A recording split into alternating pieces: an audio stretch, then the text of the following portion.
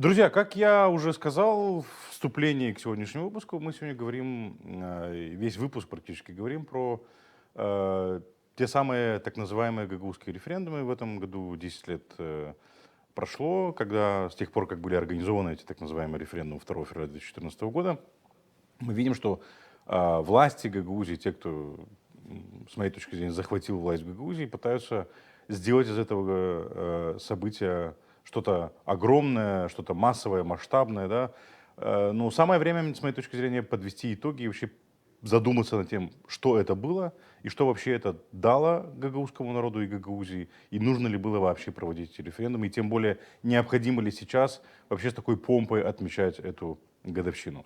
В этой части выпуска я предлагаю поговорить с депутатом парламента Республики Молдова УАЗу Нантоем. Господин Нантой, приветствую вас. Здравствуйте.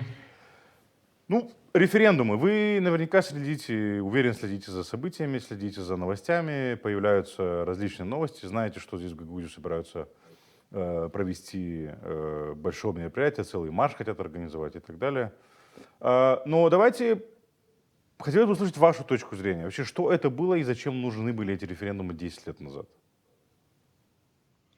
Ну, хорошо, что вы подчеркнули, что это моя точка зрения. Тем Ну более, да. ш- Тем более, что 10 лет назад партии ПАС не существовало. Да. Моя точка зрения, что путинский режим через так называемый референдум пытался достичь того, чего смог достичь через Виктора Януковича в случае Украины. А Мгм. именно, 29-30 ноября 2013 года в Вильнюсе состоялся саммит Евросоюза. И на том саммите все ждали, что Виктор Янукович подпишет соглашение об ассоциации Украины и Евросоюза в рамках Восточного партнерства. Более того, проект соглашения об ассоциации Украины и Евросоюза с декабря 2011 года висел в интернете, как мы говорим на современном русском языке, и никого особо не волновал. Но летом 2013 года путинский режим резко активизировался, у Украины возникли проблемы на таможне с Россией, да, и так далее, и так далее. И были тайные встречи Януковича с Путиным, и фактически Янукович отказался подписывать соглашение об ассоциации Украины с Евросоюзом. И тем самым был дан старт тем драматическим событиям, которые позже были названы революцией достоинства. И как я шучу в таких случаях, чисто молдавский принцип «унди дайш» и «унди крапе», оказывается, он работает по всему земному шару. В случае Республики Молдовы что было? Мы на саммите в Вильнюсе парафировали соглашение об ассоциации с Евросоюзом, и подписание его должно было состояться 27 июня 2014 года. И вот, по моему личному мнению, для того, чтобы сорвать подписание соглашения об ассоциации Республики Молдова и Евросоюза, была организована политическая провокация, а тут следует еще помнить события в Крыму, проект «Новороссия». И эта политическая провокация на юге Республики Молдова получила название так называемого референдума. И было совершенно очевидно, что в реализацию этого псевдореферендума, а точнее политической провокации, была вовлечена вся российская агентура.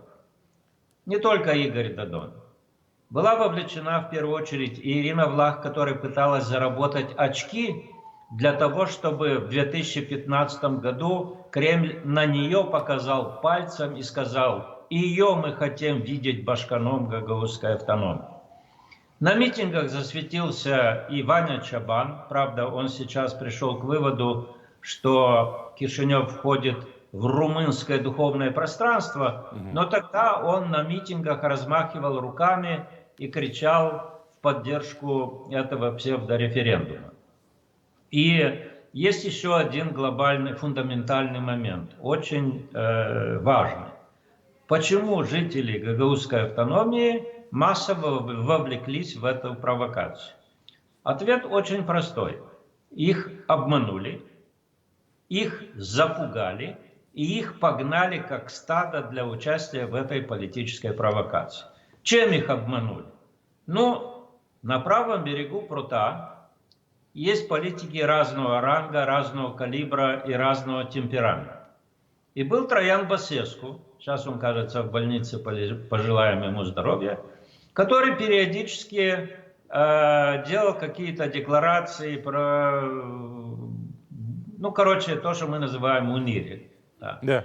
И вот политические провокаторы из гагаузской автономии по указке Кремля использовали эти заявления Басеску для истеризации обстановки, для того, чтобы людей превратить в запуганное стадо, и чтобы это стадо погнать на так называемый референдум. Людям не объяснили, что речь, когда вопрос о таможенном союзе, таежном союзе или Европейском союзе, это исключительная компетенция центральных властей. Если говорить о референдуме, то это должен быть национальный референдум. Людей просто обманули, запугали и погнали как стадо.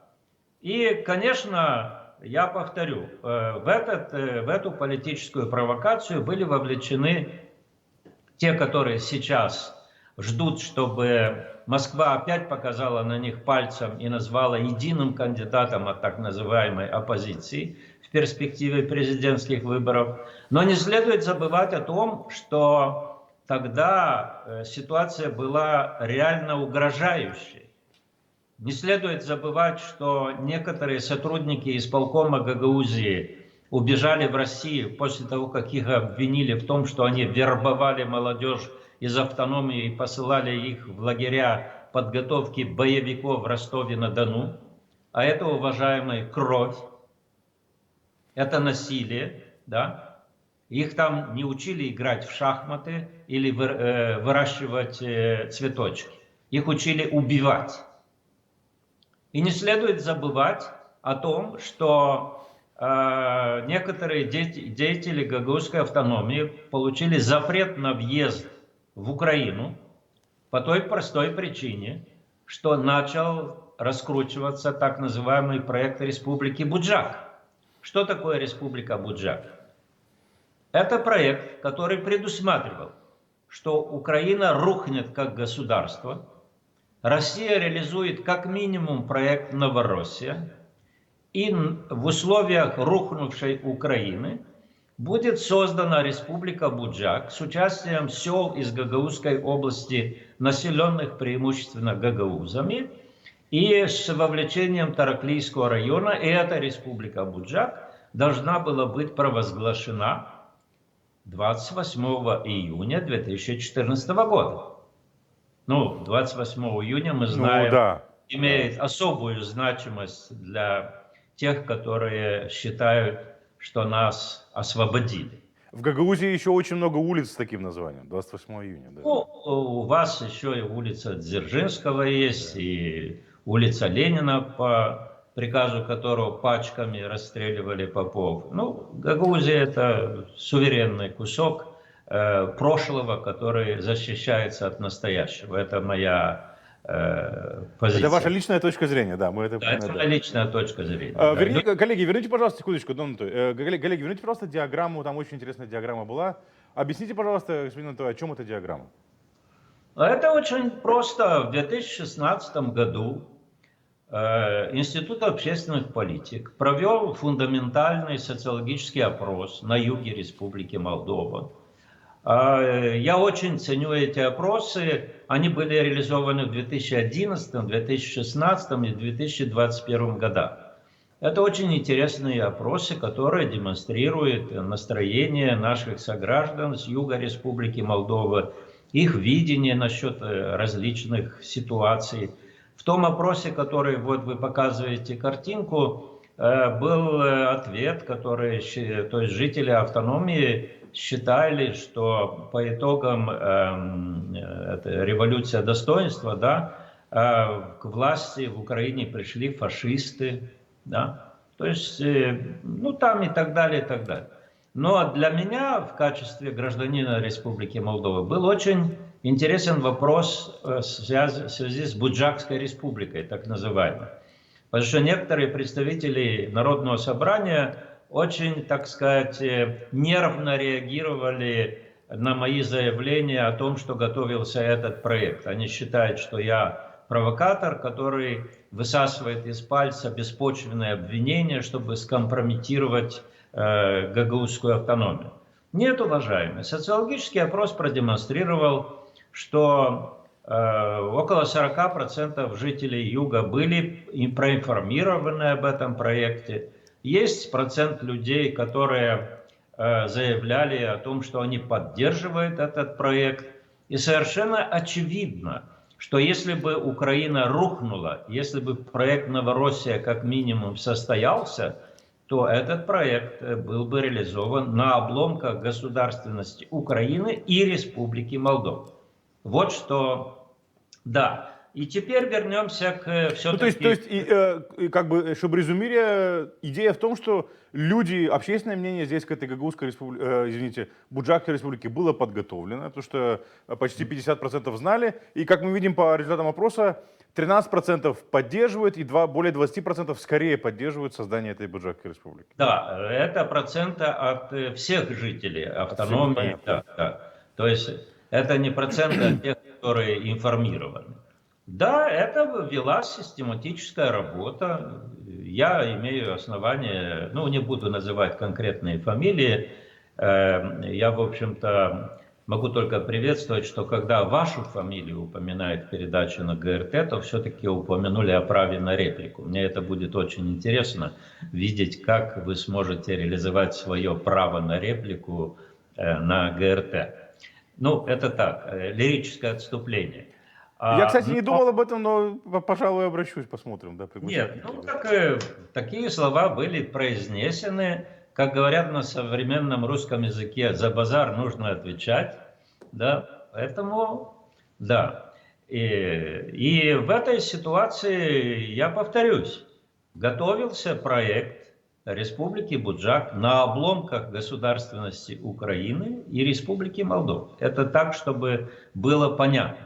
И только тот факт, что проект Новороссия обанкротился, привело к тому, что и те, которые бегали с этим проектом по югу Республики Молдова, несколько, так сказать, успокоились, некоторые даже удрали из Молдовы.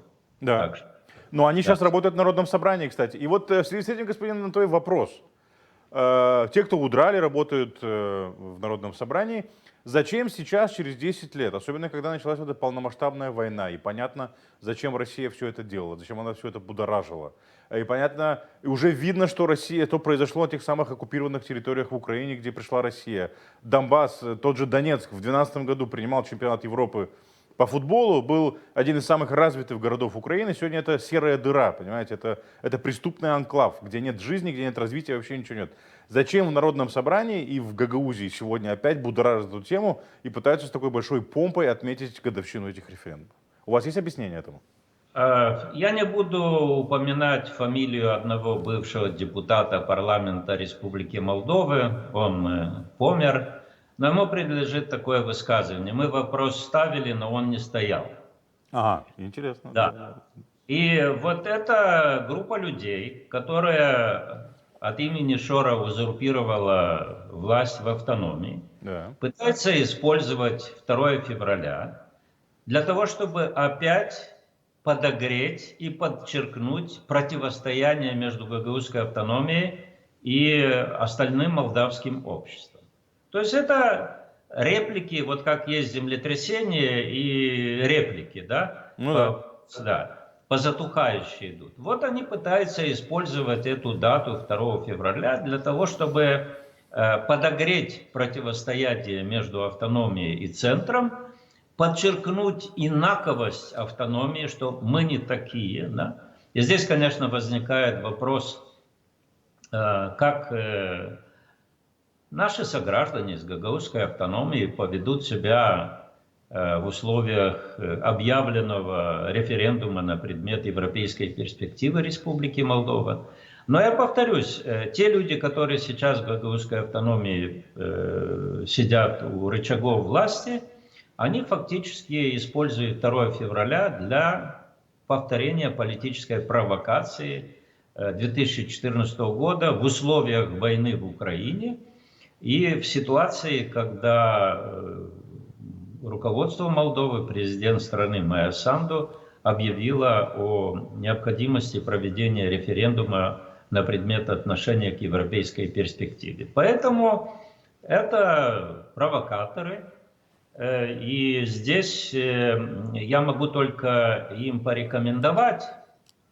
Вот когда-то они собирались ехать в Москву за газом, да, с 3-литровыми банками. Да.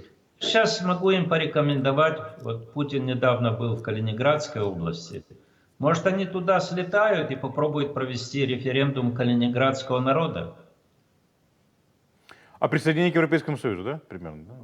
Ну да, хотя бы так. Да. Хотя бы так. Потому что если есть донецкий народ, донбасский народ, луганский народ, почему не быть калининградскому народу, да?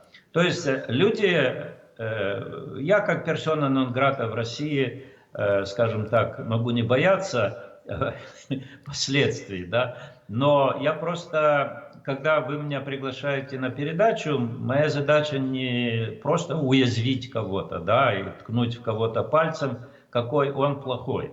Я в первую очередь обращаюсь к вашим зрителям, к жителям автономии и рассчитываю на то, что мои аргументы, моя позиция позволит им задуматься над тем, что происходит, да, и самим прийти к какому-то выводу, где норма, где анормальность и как должен вести себя гражданин Молдовы, который хочет, чтобы в Молдове был мир и чтобы Молдова как государство имела будущее.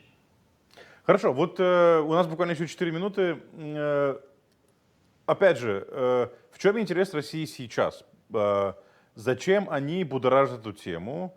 И какова цель России на этот политический сезон в этом году, с вашей точки зрения? Ну, все очень просто. Грядут президентские выборы, и уже мы знаем, сколько очень много информации, что Российская Федерация, путинский режим, обладая неограниченными финансовыми ресурсами, пытается использовать выборы в разных странах для достижения своей цели, для подрывной деятельности.